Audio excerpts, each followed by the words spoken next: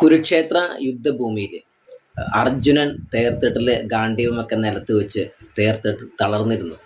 ആ സമയത്ത് കൃഷ്ണൻ്റെ ഉപദേശങ്ങളാണ് അർജുനനെ വീണ്ടും യുദ്ധം ചെയ്യിക്കുവാൻ പ്രേരിപ്പിച്ചത്.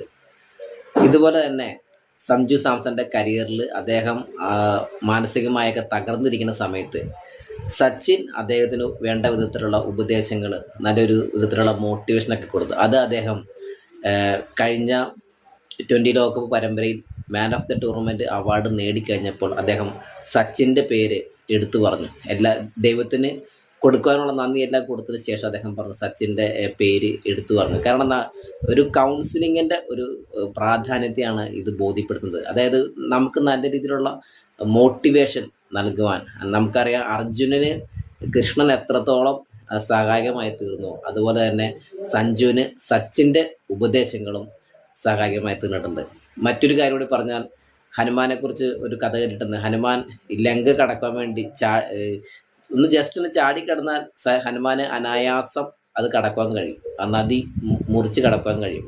പക്ഷേ ഹനുമാൻ പോലും അത്രശക്തനായ ഹനുമാൻ പോലും ഈ ലങ്ക മുറിച്ച് കടക്കാൻ, അതായത് ഈ വെള്ളം ഈ വലിയ തോതിലുള്ള നദി കടക്കുവാൻ അദ്ദേഹത്തിന് കഴിയാതെ വരികയും പിന്നീട് ആത്മവിശ്വാസത്തോടെ അദ്ദേഹം അത് മറികടക്കുകയും ചെയ്യാറുണ്ട്.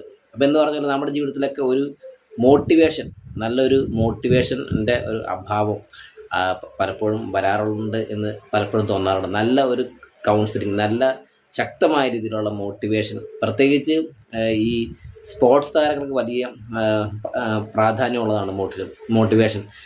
സ്പോർട്സ് താരങ്ങൾക്ക് മാത്രമല്ല, നമ്മുടെ സാധാരണഗതിയിലുള്ള ജീവിതത്തിലും നമ്മുടെ കരിയറിൽ ലക്ഷ്യങ്ങൾ നേടിയെടുക്കാനൊക്കെ നല്ല ഉപദേശങ്ങളും മോട്ടിവേഷൻ നൽകുന്ന ഒരു സുഹൃത്ത് ഉള്ളത് എപ്പോഴും നല്ലതാണ്. എന്തായാലും സച്ചിൻ അർജുനന് കൃഷ്ണൻ ഉപദേശങ്ങൾ കൊടുത്ത് നല്ല രീതിയിൽ അദ്ദേഹത്തെ പോരാളിയാക്കി തീർത്തതുപോലെ തന്നെ ഇവിടെ സച്ചിൻ്റെ വലിയ ഉപദേശങ്ങൾ സഞ്ജു സാംസണ് T20 ലോകകപ്പിൽ തിളങ്ങുവാൻ സഹായകമായി.